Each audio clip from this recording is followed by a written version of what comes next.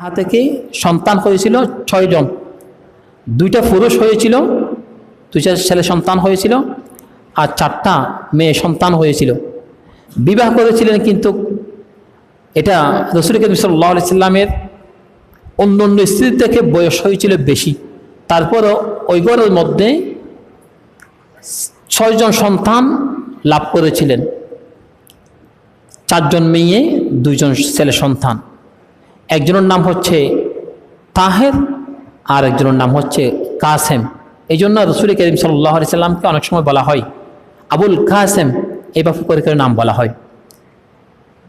তো এই মেয়েদের মধ্যে ছিল ফাতেমা, রোকাইয়া, জাইনাব, উম্মে কুলসুম, এই 4 জন মহিলা আর 2 জন পুরুষ। এই সবগুলি হচ্ছে আম্মা জান খাদিজা রাদিয়াল্লাহু তাআলা আনহা থেকে পৃথিবীর মধ্যে এসেছিলেন।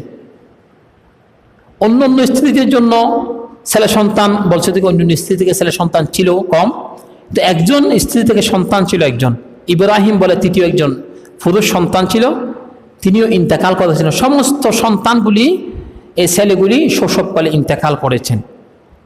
মেয়েগুলি বিবাহ হয়েছেন, সন্তান হয়েছেন, কিন্তু হাদিস শরীফের মধ্যে এসেছে যে ছেলে সন্তানগুলি ছিল এগুলি শৈশবকালে।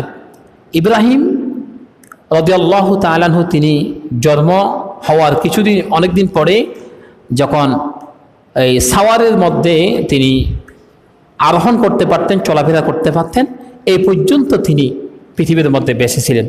তাহলে নবীজির সন্তানগুলি ইন্তেকাল করেছেন, মেয়েগুলি পৃথিবীর মধ্যে বেঁচে ছিল।